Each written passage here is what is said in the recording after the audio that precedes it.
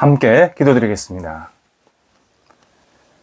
하나님, 꺼지지 않는 긍휼로 저희의 영혼을 붙잡아 주셔서 한날을 시작하게 하심을 감사드립니다. 저희가 긍휼의 마음으로 오늘을 살아가며 주님을 닮아가게 하옵소서. 저 자신을 긍휼히 여기게 하옵소서. 실수하고 부족하고 어리석은 판단들이 종종 있지만 주님의 긍휼로 저 자신을 받아들이게 하옵소서. 주님만을 의지하며 다시 일어나게 하옵소서. 가족을 긍휼히 여기게 하옵소서. 주님의 선물인 귀한 식구들을 주님의 긍휼로 기도하며 축복하는 복된 날 되게 하옵소서. 주변 사람들을 긍휼히 여기게 하옵소서. 이 많은 사람들 가운데 만나게 하신 이 귀한 사람들을 반기며 환영하며 주님의 사랑을 넉넉히 나누며 복된 교제가 있는 아름다운 관계가 있게 하옵소서. 저희는 주님의 자녀임을 고백하며 오직 주님의 자녀로 당당하게 이 땅을 살아가길 원합니다. 세상에 압도당하지 않게 하시고 세상을 섬기며 세워나가게 하옵소서. 주님의 손길이 되어 주님을 영화롭게 하는 귀한 날 되게 하옵소서. 병상에 있는 사랑하는 성도를 붙잡아 주옵소서. 우리 성도들이 하나님의 치유의 손길을 기다리고 있사오니 하늘문을 활짝 열어주시어 오늘도 사랑의 손길, 은혜의 손길로 함께 동행하시고 회복이 있게 하시고 생명이 연장되게 하시고 하나님이 주시는 놀라운 치유의 손길을 경험할 수 있게 함께 하옵소서. 계속해서 여러 가지 치료 과정 속에 있사오니 주님, 나쁜 병균은 예수님의 이름으로 물러가게 하여 주시옵시고 다시 온전한 영육으로 회복되도록 성령께서 함께 하옵소서. 병간호하는 사랑하는 식구들을 붙잡아 주옵소서. 주의 은혜가 넘치게 하시고 소망을 주 앞에 두게 하시며 하나님께 모든 것을 내어 맡길 때에 하나님께서 선하게 인도하심을 목도하며 함께 찬양하게 하옵소서. 모든 역할들을 잘 감당할 수 있도록 하나님께서 삶의 터전과 환경들을 선하게 주장하여 주옵소서. 자녀들을 붙잡아 주옵소서. 자녀들이 예수님 안에서 오늘도 하나님을 바라보며 믿음으로 살고 예수님을 온전히 의지하는 복된 사람들이 되기를 간절히 기도합니다. 자녀들 세상 속에서 여러 가지 유혹받는 것도 있고 고민도 있을 때에 오직 성령께서 우리 자녀들을 붙잡아 주시어서 흔들림이 없게 하시고 담대하게 잘 헤쳐나갈 수 있도록 인도하옵소서. 어린 자녀들 예수님 안에서 무럭무럭 잘 자라게 하시고 사람들에게 인정과 사랑받게 하시고 어릴 때부터 건강한 생각과 마음으로 이 땅에서 쓰임받는 귀한 자녀들로 살아갈 수 있도록 인도하옵소서. 학업에 있는 자녀들이 있습니다. 시험 준비하는 자녀들, 또 여러 가지 미래의 생각을 가지고 준비하는 자녀들 인도하여 주셔서 이 학업의, 이 공부의 시간이 하나님께 드려지는 귀한 시간 되게 하시고 하나님 앞에 주시는 그 아름다운 능력으로, 지혜로, 열정으로, 집중력으로 공부하게 하옵소서. 진학을 위해서 계속 기도하고 있사오니 도우셔서 마땅히 가야 할 곳에 갈 수 있도록 인도하여 주시옵시고 하나님의 뜻 가운데에서 그 결실이 잘 맺혀지게 하여 주셔서 지혜롭게 주신 재능으로 영광되는 선택이 있게 도와주시옵시고 하나님의 이름을 높여드릴 수 있는 모든 과정들이 생길 수 있도록 인도하옵소서. 저희들 오직 주님을 기다리고 하나님을 의지하오니 주께서 가장 선한 길로 가장 선한 모습으로 저희들을, 우리 자녀들을 선하게 이끌어 주셔서 하나님의 은혜입니다, 하나님의 도우심입니다 고백하며 이 학업의 시간들을 잘 감당토록 인도하옵소서. 일터를 붙잡아 주옵소서. 오늘도 주님의 주신 일터가 아름답게 세워지기를 원합니다. 예수님의 이름이 높아지는 일터, 하나님의 뜻을 이루어내는 일터, 하나님의 마음을 시원케 하는 일터가 되게 하여 주셔서 일하는 과정 속에서 기쁨이 넘쳐나게 하시고 그 결과가 하나님께 영광되도록 인도하여 주옵소서. 하나님, 여러 가지 준비하고 계획되는 일들이 있습니다. 중요한 만남, 또 중요한 일들 하나님께서 선하게 이끌어 주셔서 잘 맞춰지게 하시고 이 모든 일들을 통하여서 하나님의 뜻을 생각하며 다시 한번 주님의 뜻을 추구하는 일터가 되게 하옵소서.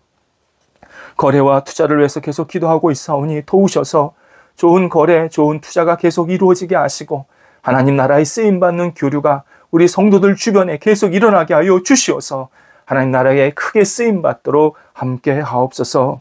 추진하고 있는 일들이 있습니다. 잘 순적하게 진행되게 하시고 어려움은 잘 극복되게 하시고 하나님이 주시는 그 지혜로 하나하나 헤쳐나가게 하여 주시어서 하나님 우리 추진하는 모든 일들이 주님 기뻐하신 일들 되게 하시고 하나님이 세우신 계획들이 하나씩 이루어지는 일들이 되게 하옵소서. 결과를 주 앞에 내어 맡기오니 주관하시고 풍성한 열매가 맺히게 하옵소서. 새로운 시작에 우리 성도들 참여하고 있사오니 하나님 잘 적응하게 하시고 복이 있게 하시고 하나님 앞에 영광되는 이 새로운 시작이 있게 해주셔서 우리 성도들 만나는 사람들 크게 은혜와 복을 받게 하시고 이 일들을 통해서 하나님 앞에 아름답게 쓰임받는 성도들의 삶이 힘차게 시작될 수 있도록 역사하여 주옵소서. 출타하신 성도들 붙잡아 주셔서 오고 갈 때에 하나님께서 지켜주시고 강건하게 맡겨진 소임을 잘 감당하고 돌아오실 수 있도록 인도하옵소서. 하나님 저희 교회가 늘 예수님의 이름이 높아지는 교회 되게 하옵소서. 인간의 모임이 아니라 하나님이 중심이 된 모임, 하나님께 영광되는 모임, 주님의 뜻을 마음껏 펼치는 모임이 되게 하여 주시어서 모일 때마다 감격과 감사가 넘쳐나게 하시고 흩어질 때마다 가정에서 세상에서 직장에서 마음껏 하나님의 이름을 높여드릴 수 있는 복의 통로로 저희 성도들이 살아가도록 인도하여 주옵소서. 저희 교회가 더욱더 든든히 세워져서 하나님의 영광을 위해서 쓰임받는 복된 모임이 되게 하옵소서. 하나님 저희 성도들 오늘 성숙하게 하나님이 주신 이 구원을 이루어가는 날 되기를 원합니다. 한 발자국 한 발자국 주님과 함께 동행하게 하시고 하나님이 주신 이 구원의 능력을 마음껏 펼쳐나갈 수 있도록 역사하여 주옵소서. 예수님의 이름으로 기도드립니다. 아멘. 오늘 우리에게 주시는 하나님의 말씀은 신약성경 빌립보서 2장 5절에서 8절까지의 말씀입니다. 빌립보서 2장 5절에서 8절까지의 말씀입니다. 살아계신 하나님의 말씀을 봉독합니다. 너희 안에 이 마음을 품으라. 곧 그리스도 예수의 마음이니 그는 근본 하나님의 본체시나 하나님과 동등됨을 취할 것으로 여기지 아니하시고 오히려 자기를 비워 종의 형체를 가지사 사람들과 같이 되셨고 사람의 모양으로 나타나사 자기를 낮추시고 죽기까지 복종하셨으니 곧 십자가에 죽으심이라. 아멘. 역사에서 하나님을 무시하거나 잊은 시대에 공통점이 있었습니다. 불확실한 미래를 향해서 비틀거리며 무겁게 움직였다라는 사실입니다. 그래서 그런 시대의 사회는 갈짓자 행보를 보였습니다. 방향이 명확하지가 않았습니다. 아니, 없었습니다. 이율배반적인 일들이 계속 일어납니다. 예를 들어 하나님을 철저히 도외시하면 인간은 인간을 세상의 진리의 척도로 만들었고 인본주의를 세계 정신의 중심으로 세우게 됩니다. 그리고 인간은 이 일이 옳다고 아주 잘했다고 스스로 손뼉을 치곤 했습니다. 그런데 역설적이게도 사람들이 중심에 내세운 그 인간이 인류를 괴롭히고 절망에 빠뜨리게 되었습니다. 15세기, 16세기 종교 권력 시대가 그랬고 18세기 계몽주의가 그랬고 19세기 말 20세기 초에 나치즘과 공산주의가 똑같은 길을 걸었습니다. 예수님께서 이 땅에 오신 이유는 뒤틀리고 거꾸로 된 가치관을 바로잡기 위함입니다. 뒤틀린 가치관이란 인간이 자신의 자리를 벗어나서 자꾸 높아지려고 하고 자신의 본질적 이 정체성을 잃어버리면서 전혀 엉뚱한 행동을 하는 태도를 말합니다. 오늘 본문은 우리가 늘 평소 때 잘 아는 본문이지만 사실 이 기독교 신앙에 그리고 이 성경 전체에서 매우 핵심적이고 계속 우리가 음미하고 그리고 묵상하고 그것을 우리 삶 속에서 실천해야 할 아주 중요한 내용 가운데 하나입니다. 예수님은 당신 스스로 낮아지심으로 인간이 구원을 얻으려면 어떤 마음과 가치관을 가져야 하는지 분명하게 우리에게 알려주고 계십니다. 예수님이 인간 구원을 위해서 제일 먼저 하신 일은 이 땅에 내려오셔서 사람들과 같이 되셨다라고 설명합니다. 그 높은 자리, 그 위대한 자리를 벗어나서 이 땅에 내려오셔서 사람들과 같이 되셨다. 이것이 우리를 구원하기 위한 첫 번째 일이셨습니다. 그런데 7절에서 단순히 그냥 사람이 되신 게 아니라 종의 형체, 종으로 이 땅에 오셨다라고 말씀합니다. 낮아도 너무 낮아지신 겁니다. 그냥 인간으로 와도 참 대단한 낮아짐인데 인간이 아니라 그보다 더 우리 인간 사이에서도 계층이 한참 낮은 종으로 이 땅에 오셨다 말씀합니다. 예수님의 구원 사역의 핵심 가운데 하나가 낮아지심입니다. 낮아지는 것 사람들이 지극히 싫어합니다. 열이면 열, 낮은 것보다는 높은 것을 더 선호합니다. 그러나 우리가 철저히 하나님 앞에서 낮아져야 인간은 하나님께 구원을 받을 수 있다. 이것을 당신 스스로가 이 땅에 내려오시면서 그대로 알려주시게 됩니다.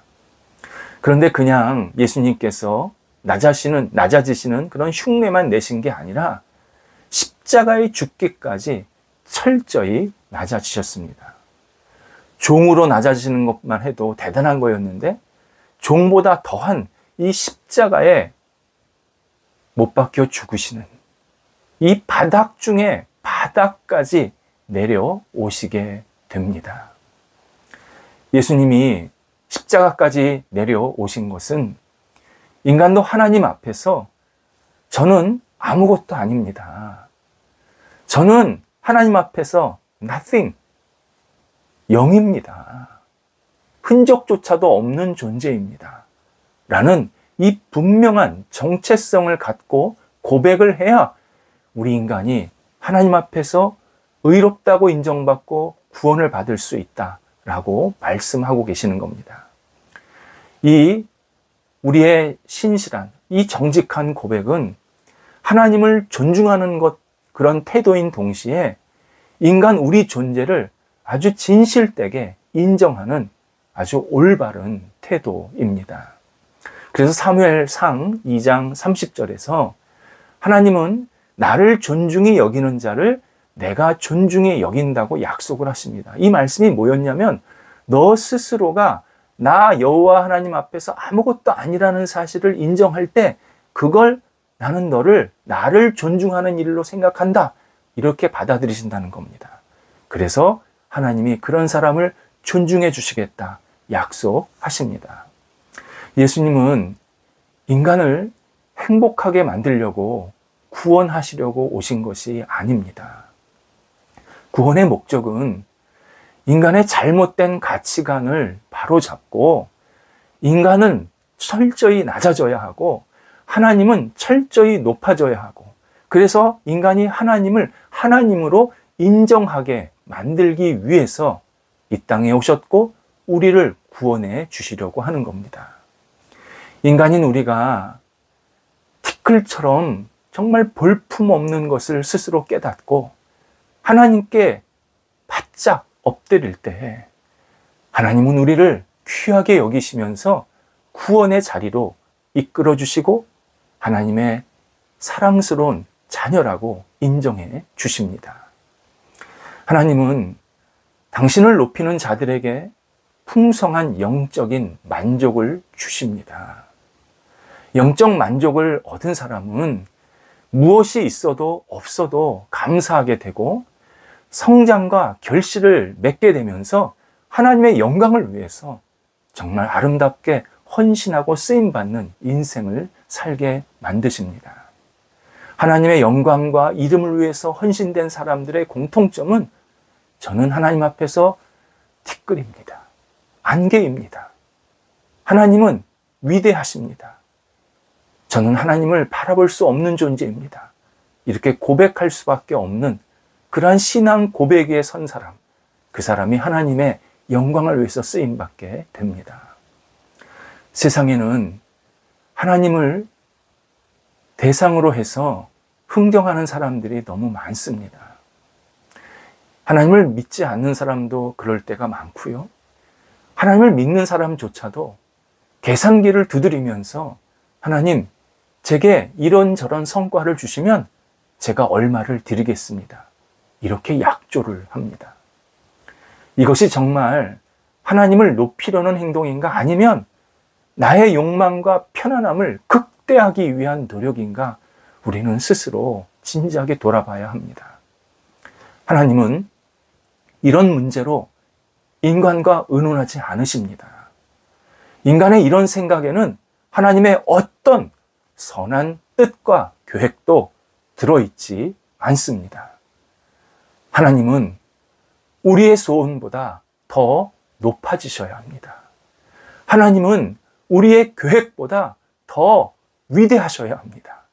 하나님은 우리의 명예보다 더 크셔야 합니다. 우리는 특별히 우리의 건강을 하나님께 맡겨야 합니다. 건강을 제대로 하나님 앞에 맡기는 것, 이것도 신앙적으로 올바른 가치관으로 사는 중요한 모습입니다. 미국의 부흥시대를 이끌었던 찰스 피니가 하나님의 영광을 위해서 살다가 건강을 잃어버리면 가장 큰 복이다. 이렇게 아주 담대한 말을 남겼습니다. 건강 염려에 빠지지 말고 하나님을 소중하게 여기면서 하나님의 영광을 위해서 살아야 된다라는 의미였습니다. 하지만 많은 신앙인들이 자신의 건강은 염려하면서 하나님께 영광을 돌리는 일에 주저하고 멈출 때가 많습니다. 하나님께 영광을 돌리는 일을 멈추면 하나님께서 주시는 복도 멈추게 됩니다. 내 건강을 스스로 계속 걱정하면서 하나님의 영광과 이름을 위해서 아름답게 쓰임받는 것은 자꾸 뒤로 하는 것. 이것이 정말 하나님의 기뻐하시는 일인가? 우리는 스스로 진지하게 돌아보아야 합니다. 성경을 통해서 하나님은요, 우리가 사는 날에 대해서 두 가지 중요한 말씀을 해주고 계십니다.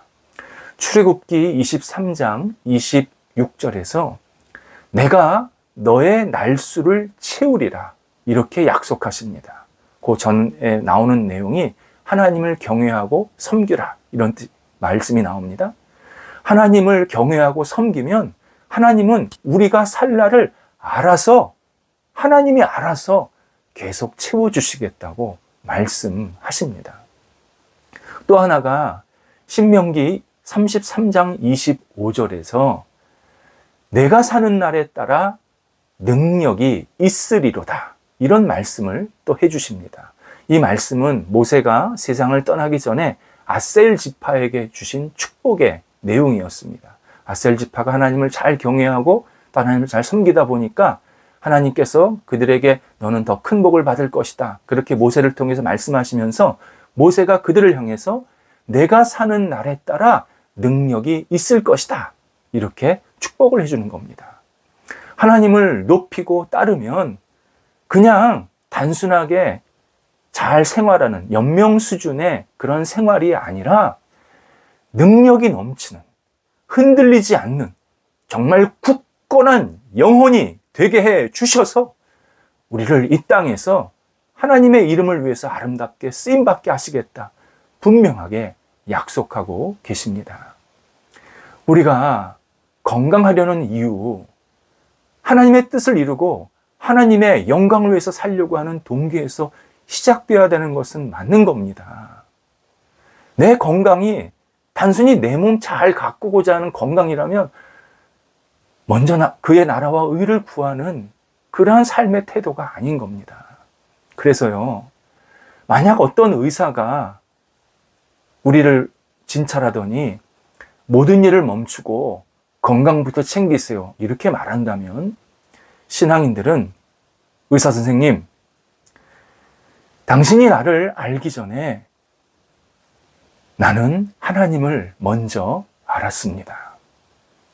당신이 나를 처방하기 전에 하나님은 나를 지금까지 살게 하셨습니다.